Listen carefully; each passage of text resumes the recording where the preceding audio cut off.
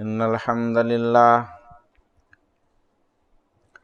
نحمده ونستعينه ونستغفره ونعوذ بالله من شرور أنفسنا وسيئات أعمالنا من يهده الله فلا مضل له ومن يضلل فلا هادي له وأشهد أن لا إله إلا الله وحده لا شريك له وأشهد أن محمدا عبده ورسوله يا أيها الذين آمنوا اتقوا الله حق تقاته ولا تموتن إلا وأنتم مسلمون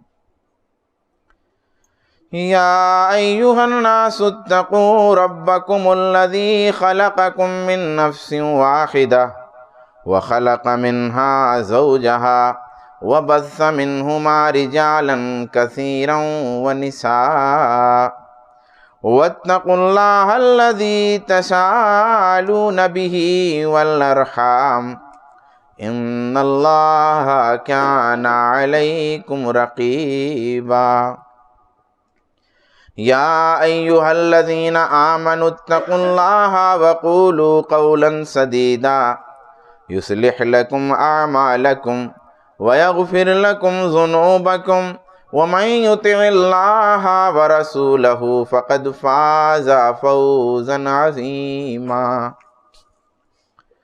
أما بعد فإن خير الحديث كتاب الله وخير الهدي هدي محمد صلى الله عليه وآله وسلم وشر الأمور محدثاتها وكل محدثة بدعة وكل بدعة ضلالة وكل ضلالة في النار فقد قال الله تبارك وتعالى في كلامه المجيد والفرقان الحميد أعوذ بالله من الشيطان الرجيم بسم الله الرحمن الرحيم الذي خلقني فهو يهدين والذي هو يطعمني ويسقين وإذا مرضت فهو يشفين.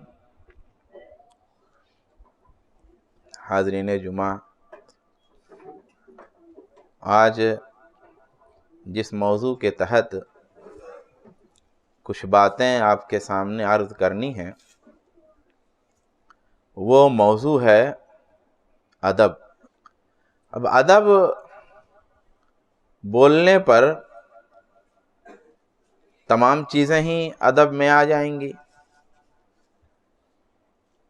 نماز بھی آ جائے گا، روزہ بھی آ جائے گا، زکوٰۃ بھی آ جائے گا، سب ساری چیز ہی ادب میں شامل ہو جائے گی. جب دین کہیں گے تو دین میں ہر چیز آ جائے گی، جب قرآن کہیں گے تو قرآن میں ہر چیز آ جائے گی، حدیث کہیں گے تو حدیث میں ہر چیز آ جائے گی، اسلام کہیں گے. اس طریقے سے تو یوں تو ادب پورے دین ہی کو کہہ سکتے ہیں. ان الادب هو الدین کلہ، کہ ادب پورے کے پورے دین کا نام ہے. یہ علامہ ابن القیم نے فرمایا، ان کا قول ہے یہ. لیکن میں مختصر انداز میں ادب کی کچھ مثالیں دوں گا جس سے پھر تمام باتیں خود سے ہم سمجھ سکتے ہیں اور ان کا اندازہ لگا سکتے ہیں کہ الادب مع اللہ والادب مع رسول اللہ والادب مع خلق اللہ، کہ ادب اللہ کے ساتھ، ادب اللہ کے رسول کے ساتھ، ادب اللہ کی مخلوق کے ساتھ. یہ تین حصے میں کر کے میں کچھ باتیں عرض کروں گا. سب سے پہلے یہ جان لیں کہ ادب جو ہے کتنی قیمتی چیز ہے. سلف میں سے بعض کا قول ہے کہ من تہاون بالادب عوقب بحرمان السنن ومن تہاون بالسنن عوقب بحرمان الفرائض ومن تہاون بالفرائض عوقب بحرمان المعرفت.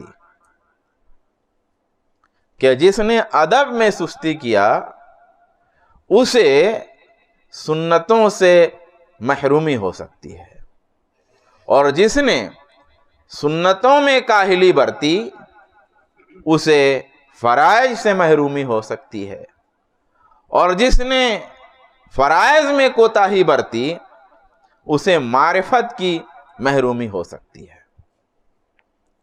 دیکھیے دین میں تقسیم ہے، یہ نفل ہے، یہ سنت ہے، یہ سنت مؤکدہ ہے، یہ فرض ہے، فرض اس درجے کا ہے، درجات ہیں۔ لیکن جب بھی آپ کسی چیز کو مکمل طور پر نظر انداز کرتے ہیں تو اس کا سائیڈ ایفیکٹ ہوتا ہے۔ بہت ساری چیزیں ایسی ہیں جو فرض نہیں ہیں، جن کو سنت بھی نہیں کہہ سکتے، لیکن سلیقہ مندی کے لیے، ادب کے لیے وہ چیزیں ہوا کرتی ہیں۔ اگر آپ ان چیزوں کو ترک کر دیں تو اس کا نقصان یہ ہوتا ہے کہ پھر سنت چھوٹنے لگتی ہے، سنت چھوٹنے لگتی ہے، اور سنتیں اگر ترک ہونے لگتی ہیں تو فرض چھوٹنے لگتی ہے۔ اسی سے آپ سمجھ سکتے ہیں کہ اگر نماز سے پہلے کی اور نماز سے بعد کی سنتیں ہم سے چھوٹنے لگیں، جن کے چھوڑنے پر گناہ نہیں ہے، وہ سنتیں جن کے چھوڑنے پہ گناہ نہیں ہے، لیکن اگر ہم تسلسل کے ساتھ وہ سنتیں چھوڑنے لگتے ہیں تو پھر فرض میں کچھ سستی آنی شروع ہونے لگتی ہے۔ یہ مشاہدے کی چیز ہے۔ تو ادب وہ چیز ہے کہ سنتوں کو اور فرائض کو گھیرے رہتی ہے اور ان پر آنچ نہیں آنے پاتی ہے۔ آئیے ہم اس کو سمجھتے ہیں۔ سب سے پہلے میں نے یہ بتایا کہ الادب مع اللہ، ادب اللہ کے ساتھ۔ اب اللہ کے ساتھ جو ادب ہے اس میں ظاہر ہے کہ سب سے پہلا ادب تو یہی ہے کہ اس کی توحید بجا لائی جائے، اور سب سے پہلا ادب یہی ہے کہ شرک سے اجتناب کیا جائے، شرک کا کوئی بھی گوشہ ہو اس سے دور رہا جائے۔ لیکن یہ تو وہ چیز ہے کہ جس کو کرنے یا جس کے چھوڑنے پر کافر و مسلم کا معاملہ ہے۔ میں وہ چیز بتاؤں جس کے چھوڑنے پر کوئی بات نہیں ہے، لیکن ادب کا تقاضا یہ ہے کہ اس طرح کا مزاج بننا چاہیے، اس طرح کا تصور ہونا چاہیے، طبیعت میں اس طرح کی نرمی آنی چاہیے، وہ بات میں کروں۔ ابھی میں نے جو آیت پڑھی ہے، اللہ تعالیٰ نے ارشاد فرمایا الذی خلقنی فہو یہدین والذی ہوا یطعمنی ویسقین وَإِذَا مَرِضْتُ فَهُوَ یشفین۔ حضرت ابراہیم علیہ السلام کی حکایت قرآن بیان کر رہا ہے کہ وہ کیا بیان کر رہے ہیں قوم سے، لوگوں سے، اس کا بیان ہو رہا ہے قرآن میں کہ وہ کیوں کہہ رہے ہیں الذی خلقنی فہو یہدین، جس نے مجھے پیدا کیا اور وہی میری رہنمائی کرتا ہے۔ پھر فرمایا کہ جو مجھے کھلاتا ہے اور جو مجھے پلاتا ہے۔ پھر کہا کہ وَإِذَا مَرِضْتُ فَهُوَ یشفین، اور جب میں بیمار ہوتا ہوں تو مجھے شفا دیتا ہے۔ دیکھیے پیدا کیا، رہنمائی دیتا ہے، کھلاتا ہے، پلاتا ہے۔ واقعی پیدا کرنے والا اللہ ہے، رہنمائی کرنے والا اللہ ہے، کھلانے والا اللہ ہے، پلانے والا اللہ ہے۔ مگر اسی کے ساتھ ساتھ دکھ دینے والا بھی اللہ ہے، بیمار کرنے والا بھی اللہ ہے، پریشانیاں لانے والا بھی اللہ ہے۔ اس میں کسی کو کوئی شبہ نہیں ہے، کوئی ڈاؤٹ نہیں ہے۔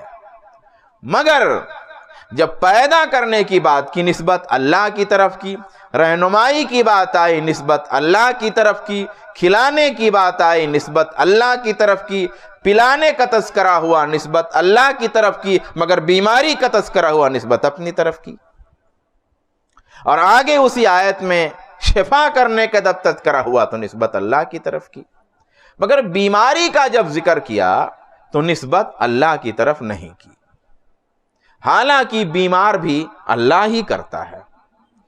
کہا وَإِذَا مَرِضْتُ، جب میں بیمار ہوتا ہوں تو مجھے وہ شفا دیتا ہے۔ بیماری کی نسبت اللہ سے ادب کے تقاضے میں اللہ کی طرف نہیں کیا، ورنہ بیمار کرنے والا اللہ ہے۔ یہ ادب ہے، ادب کا یہ اعلیٰ ترین درجہ ہے۔ حضرت ابراہیم علیہ السلام کے اس قول میں، جس کی حکایت اللہ تبارک و تعالیٰ نے کی ہے، ہو سکتا ہے کسی کو جو بیماری آئی ہے وہ اس کے کرتوت کے نتیجے میں آئی ہو، اس کی کسی گناہ کے نتیجے میں آئی ہو، بیماری آ کر کے اس کے گناہ کو ختم کر رہی ہو سکتا ہے وہ بیماری اس کے درجات بڑھانے کے لیے آئی ہو، اس کی آزمائش کے لیے آئی ہو، تو بیماری کی وجہ وہ خود بھی ہو سکتا ہے۔ اس لیے ادب کا تقاضا یہ ہوا حضرت ابراہیم علیہ السلام کی نظر میں کہ انہوں نے یہ نہیں کہا وَإِذَا أَمْرَضَنِي فَهُوَ يَشْفِينِ، کہ جب وہ مجھ کو بیمار کرتا ہے تو مجھے شفا دیتا ہے، بلکہ یوں فرمایا جب میں بیمار ہوتا ہوں تو مجھے شفا دیتا ہے۔ یہ اللہ کے حضور میں ادب کی ایک مثال ہے۔ شرک، کفر اللہ کے حضور میں تو بڑے دور کی چیز ہے۔ کیسے لوگ شرک کر پاتے ہیں؟ کیسے لوگوں کی جرات ہوتی ہے شرک کرنے کی؟ کیسے لوگ ہمت کر پاتے ہیں اللہ کے سوا کسی سے مانگنے کی؟ کیسے ہمت ہوتی ہے؟ کیا سوچ کے کیسے ہمت ہوتی ہے؟ اللہ کے رسول صلی اللہ علیہ وآلہ وسلم کی مثال خود قرآن میں سورہ نجم میں ہے۔ معراج کی رات، جس معراج کا نام لے کے شرک کفر کا سارا کاروبار چلتا ہے، اسی معراج کی رات میں اللہ کی جناب میں رسول گرامی صلی اللہ علیہ وآلہ وسلم حب اللہ، حبیب اللہ، محب اللہ، محبوب اللہ، محمد الرسول اللہ صلی اللہ علیہ وآلہ وسلم کا کیا کردار ہے اور کیا ادب پیش کر رہے ہیں معراج کی رات میں، وہ قرآن بیان کر رہا ہے۔ اذ یغشی السدرۃ ما یغشی ما زاغ البصر وما طغی، کہ سدرہ کو، وہ جو درخت کہتے ہیں بیری کا درخت، وہ کیا کیفیت ہے ہم کو معلوم نہیں ہے، کہتے ہیں جب سدرہ کو ڈھانپ رہی تھی، وہ چیز جو ڈھانپ رہی تھی، کیا ڈھانپ رہی تھی؟ کچھ نہیں کہا، مطلب وہ ایسی چیز ہے کہ انسانوں کے لیے ناقابل فہم ہے، انسان سمجھ ہی نہیں سکتا۔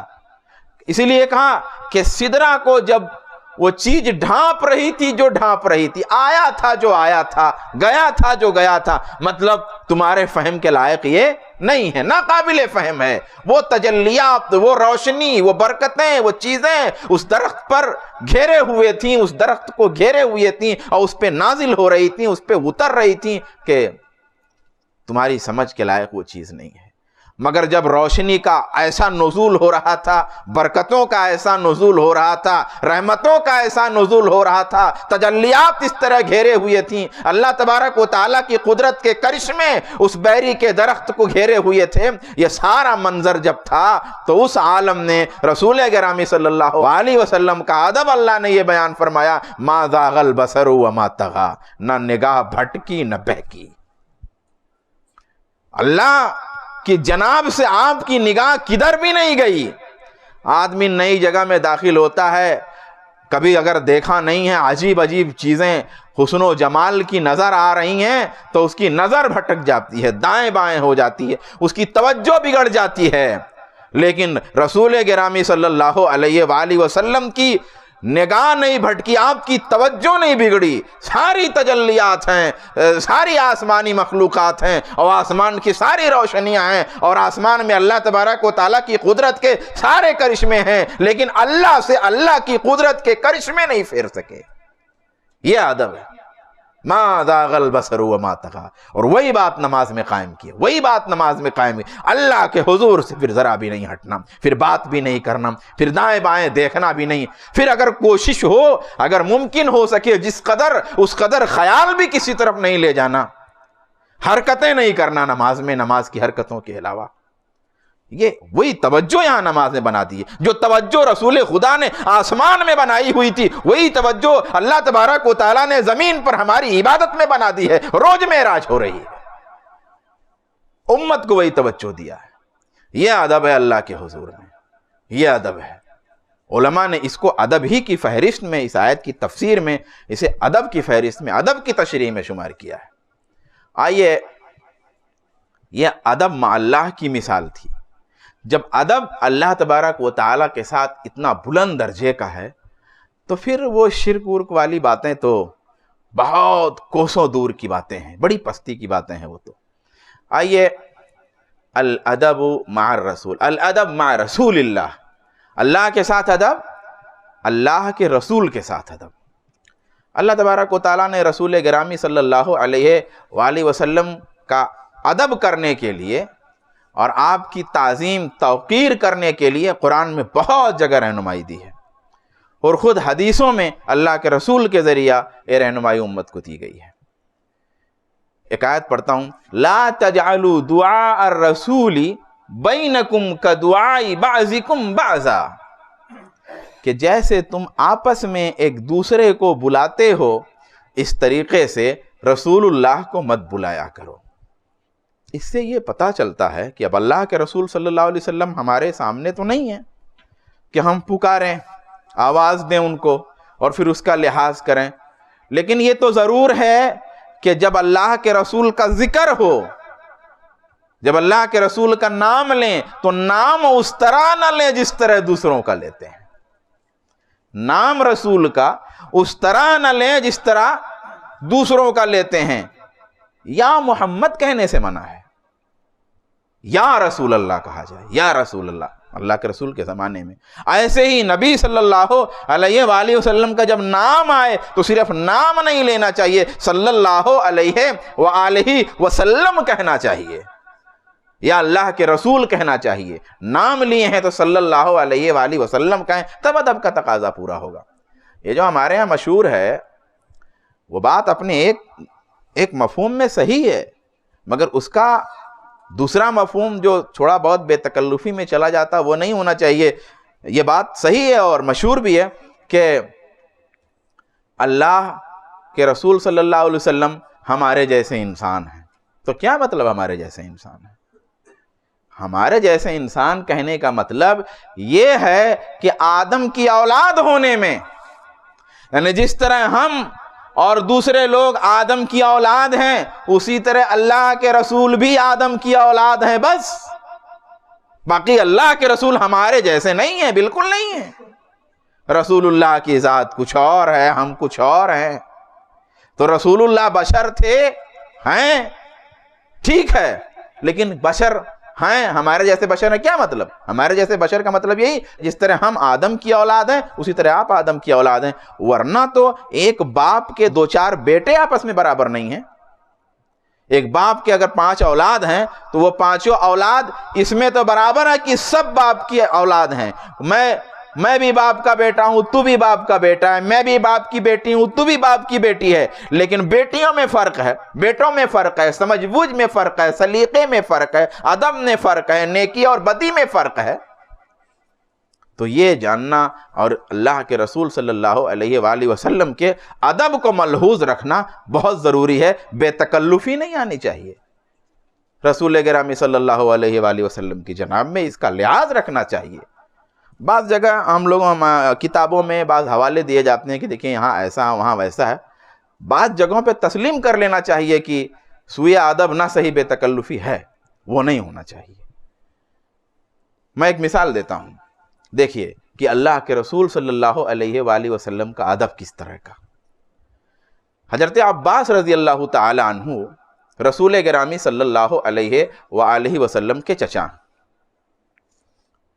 تو یہ تو رشتے والے مرتبے میں بڑے ہیں، یعنی آپ بھتیجے ہوئے، وہ چچا، تو چچا کا مرتبہ رشتے میں بڑا ہے۔ اس کے علاوہ عمر میں بھی بڑے تھے حضرت عباس۔ آپ کی عمر حضرت عباس یعنی آپ کے چچا سے کم تھی، اور چچا کی عمر بھتیجے سے یعنی آپ سے زیادہ تھی۔ تو جیسے باتیں ہوتی ہیں آپس میں، ایسے کوئی بات چل رہی تھی تو کسی نے پوچھا، روایت یوں ہے کہ قیل للعباسی انت اکبر او النبی صلی اللہ علیہ وآلہ وسلم، کہ آپ بڑے ہیں کہ نبی صلی اللہ علیہ وسلم بڑے ہیں، کیونکہ بعض دفعہ جب عمر آگے ہو جاتی ہے تب پھر کون بڑا کون چھوٹا نہیں سمجھ میں آتا۔ کچھ عمر، ایک خاص عمر تک تو چھوٹا اور بڑا سمجھ میں آتا ہے، لیکن جوان ہونے کے بعد اور بال پکنے سے پہلے والا جو مرحلہ ہوتا اس میں نہیں سمجھ میں آتا کس کی عمر زیادہ کس کی عمر کم ہے۔ تو پوچھنے والے نے پوچھا کہ آپ بڑے ہیں کہ نبی صلی اللہ علیہ وآلہ وسلم بڑے ہیں؟ جواب بہت سیدھا سا ہے. ان کا جواب یہی ہونا چاہیے تھا یا یہی ہو سکتا تھا کہ میں بڑا ہوں اور رسول چھوٹے ہیں. کیونکہ وہ پوچھنے کا جو مقصد تھا اس مقصد کے لحاظ سے اس کا یہی ایک دم سیدھا سادہ جواب تھا، اور اس میں کوئی بے ادبی بھی نہیں ہے، کوئی بے تکلفی بھی نہیں ہے. لیکن میں صرف یہ سمجھانا چاہتا ہوں کہ رسول گرامی صلی اللہ علیہ وآلہ وسلم کا ادب کیا ہے اہل حدیثوں، وہ بھی جانو، وہ بھی جانو. رسول گرامی کا ذکر کرنے کا ادب کیا ہے، آپ کا نام لینے کا ادب کیا ہے، آپ کے حوالے سے لکھنے کا ادب کیا ہے، آپ کے حوالے سے بولنے کا ادب کیا ہے، کتنے احتیاط کا تقاضا کرتا ہے، کس طرح سے تکلف ہونا چاہیے، تکلف ہونا چاہیے کس طرح رسول گرامی صلی اللہ علیہ وآلہ وسلم کے ذکر میں، وہ دیکھ لیجئے. تو جواب یوں دیتے ہیں، ہوا اکبر، وہ بڑے ہیں. اللہ کی بڑے آپ خود ہیں. ہوا اکبر، وہ بڑے ہیں. وانا ولدت قبل، میں ان سے پہلے پیدا ہوا ہوں. بڑے کا لفظ اپنے لیے نہیں آنے دیا کہ میری تاریخ پیدائش ان سے پہلے کی ہے، ان کی تاریخ پیدائش بعد کی ہے، مگر بڑے تو صاحب وہی ہیں. یہ دیکھیے ادب ہے. حالانکہ بڑے اپنے وہ لفظ اپنے لیے استعمال کر دینا رسول کی جناب میں کوئی سوء ادب نہیں تھا، کوئی بات نہیں تھی، لیکن محبت یہ ہے، ادب یہ ہے، سلیقہ مندی یہ ہے، حسن ادب یہ ہے، حسن ذکر یہ ہے کہ رسول گرامی ہی کے لیے لفظ بڑا استعمال کیا. رسول کے مقابلے میں اپنے لیے لفظ بڑا بھی استعمال کرنا گوارا نہ کیا. کہا ہوا اکبر وانا ولدت قبلہ، بڑے تو وہ ہیں، میں صرف ان سے پہلے پیدا ہو گیا ہوں. یہ ادب ہے میرے دوستو. حضرت ابن جریج عطا سے کہتے ہیں، روایت کرتے ہیں ان سے، کہتے ہیں کہ آدمی جب مجھ سے کوئی حدیث بیان کرتا ہے، کوئی حدیث ذکر کرتا ہے، فَأَنْصِتُ لَهُ كَأَن لَّمْ أَسْمَعْهُ وَقَدْ سَمِعْتُهُ قَبْلَ أَن يُولَدَ، کہ میں ایسے اس کی بیان کردہ حدیث کو سنتا ہوں جیسے میں نے کبھی سنا نہیں، حالانکہ میں نے اس کی پیدائش سے پہلے وہ حدیث سنی ہوئی ہوتی ہے. یہ صرف حدیث رسول کے ادب میں.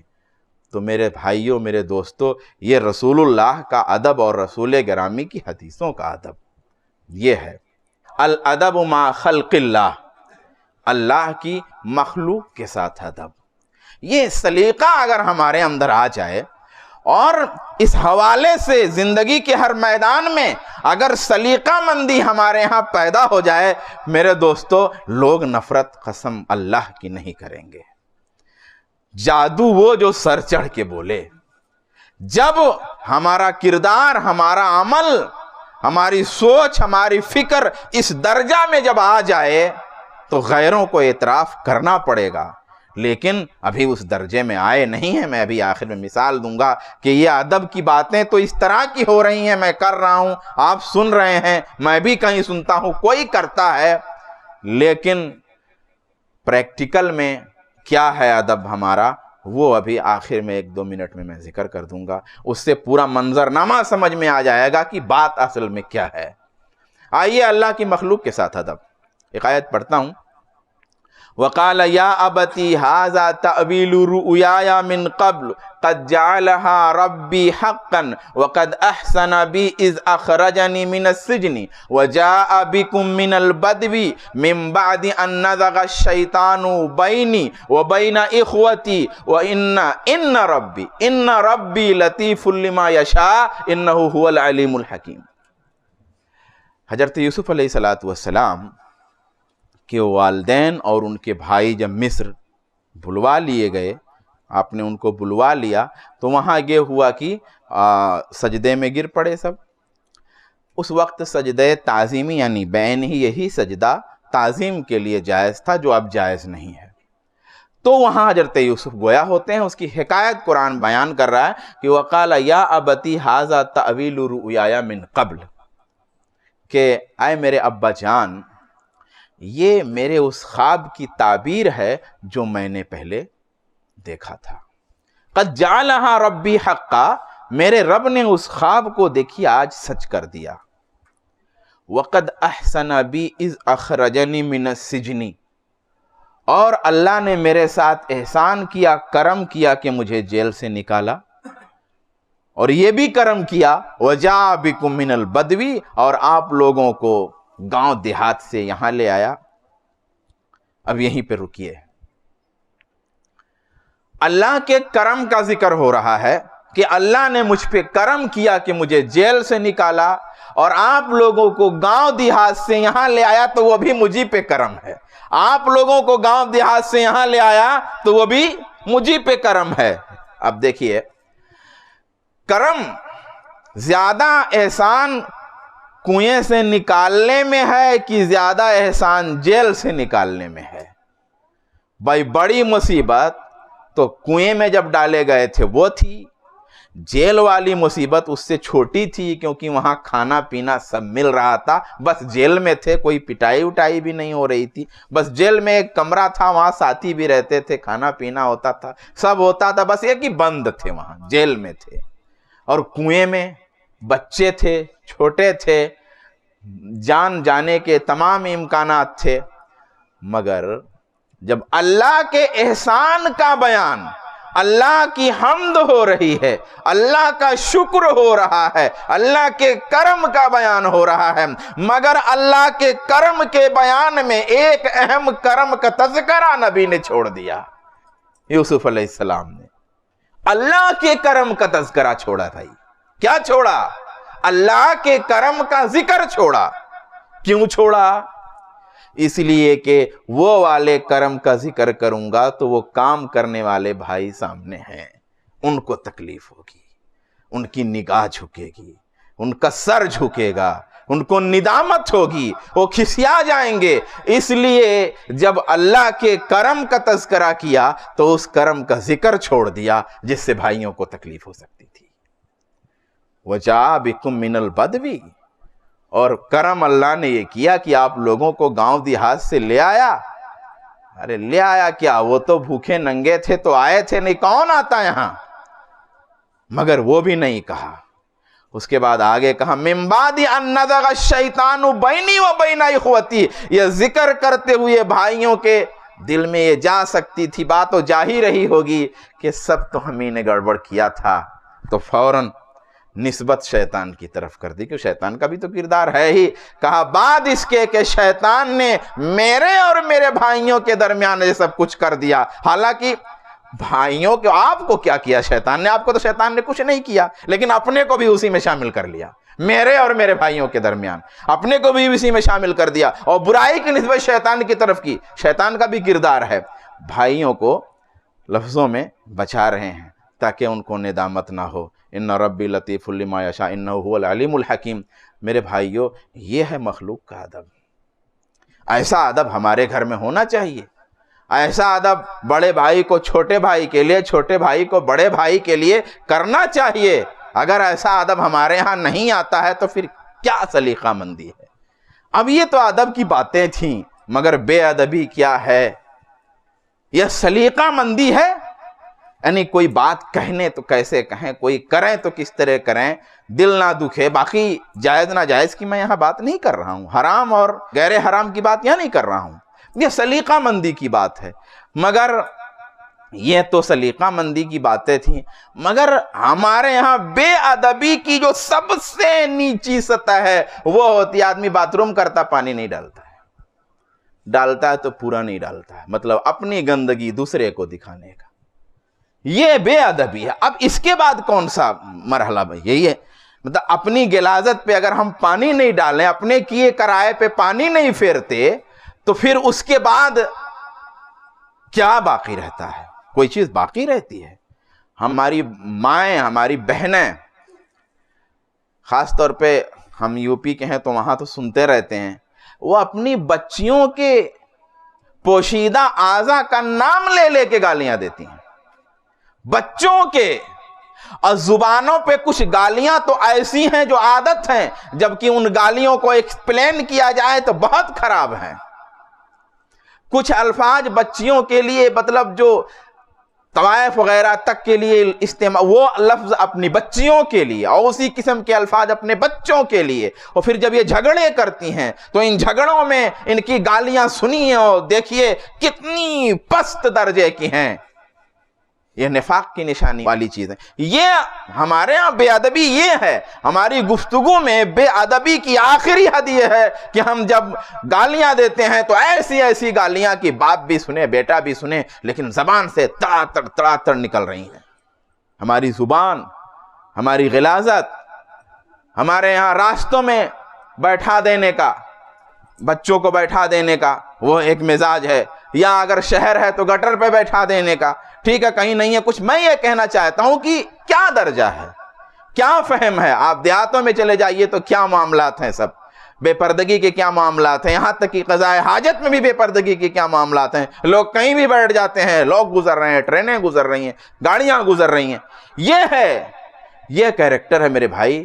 میں نے اس کو اس لیے ذکر کیا کہ اس روشنی میں معیار سمجھا جا سکتا ہے، اس روشنی میں معیار سمجھا جا سکتا ہے کہ ہم سلیقہ مندی کے کس معیار پہ ہیں، اور میں نے جو تینوں مثالیں پیش کی ہیں سلیقے کی، وہ کس معیار کی ہیں۔ تو ہمارے دین میں اور ہم میں کتنی دوری ہے آپس میں، ہم کیا ہیں اور ہمارا دین کیا ہے۔ میرے دوستو، اگر ہم اپنے دین کے حساب سے کر لیں تو وہی اتنا کافی ہے کہ کچھ کہنے کی ضرورت نہیں ہے۔ میرے دوستو، یہاں تک کہ حقوق میں بھی کوئی ادب، مطلب لوگوں کے حقوق جو ہوتے ہیں اس کو بھی پامال کرتے جاتے ہیں ہم۔ تو عرض کرنے کا یہ مقصد ہے کہ میرے بھائیوں، میرے دوستو، آپ ہم سب اپنے بارے میں اور اپنے احوال پر نظر ثانی کریں اور اللہ سے دعا کریں کہ اللہ تبارک و تعالی ہم سب کو توفیق دے حسن عمل کی۔